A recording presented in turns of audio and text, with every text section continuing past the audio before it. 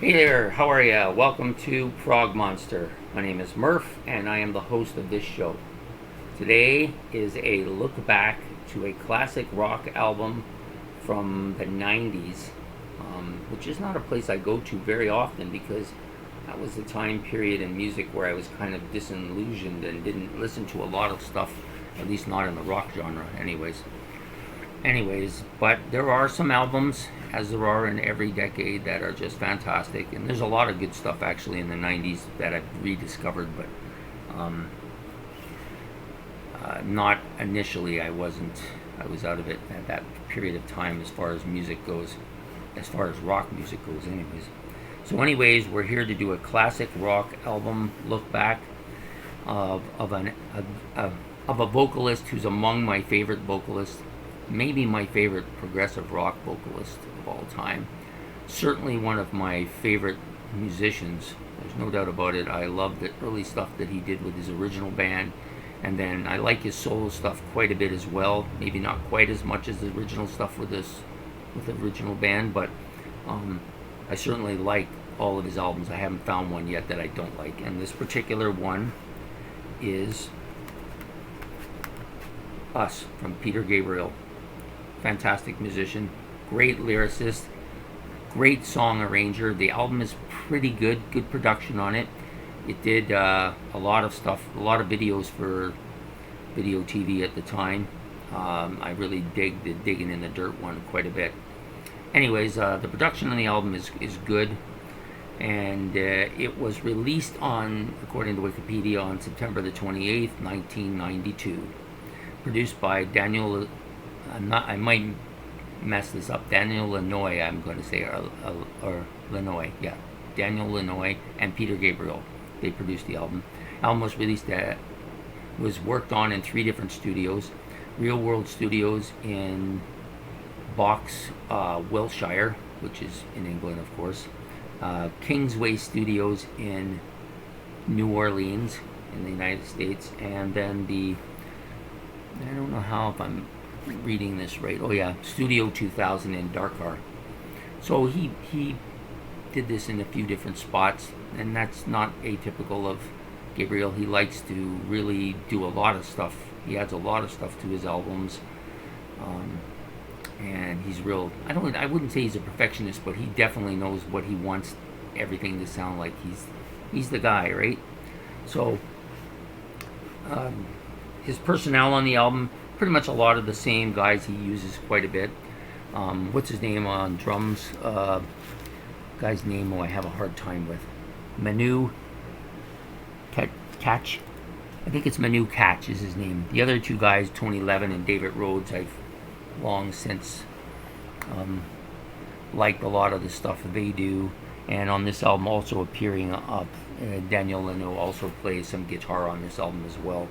They do use a drum loop, which I'm not overly crazy about, but for Gabriel's sound, it's not a bad idea. Like, it works with him very well. What else can I say? Okay, so about the album and the songs on it.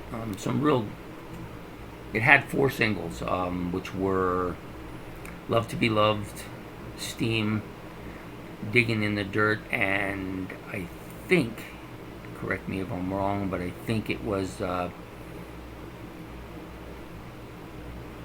Kiss the Frog, I think was the other one. Like all those tunes quite a bit. I tend to like his radio friendly songs, or if you want to commercial stuff. I like his commercial stuff quite a bit.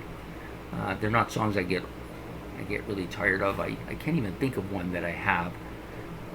And there's a few songs that he's released that aren't really on any of his albums that I really like as well.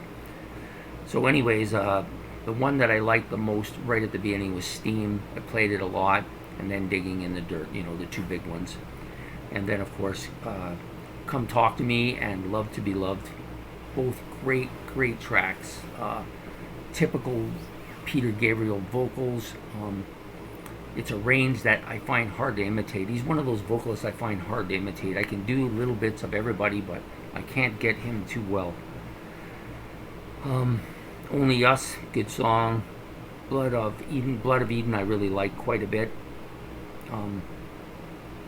The other song that I really like is Street World, and of course my favorite song from the album, at least it was after I've listened to this album quite a bit. By the end of it, I was really into this song, which was Kiss the Frog. He does some really interesting vocals here, and the bass is really good on the tracks on this. It's really standout, crisp, and that's typical of Tony Levin. He's very good. He's guy I've long admired, and I like David Rhodes' guitar bits too. So this album is a pretty strong album for Peter Gabriel. It's not my favorite, but it's typical of him. He always has a picture of himself with some distortion to his face in some on all of his albums pretty much, and this one's no different. This is what I call the Water album. Anyways, great track.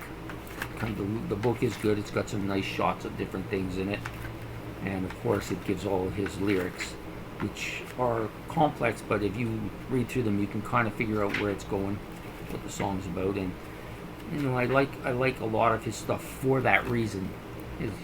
He's one of those rock musicians who I think is among my favorite lyricists.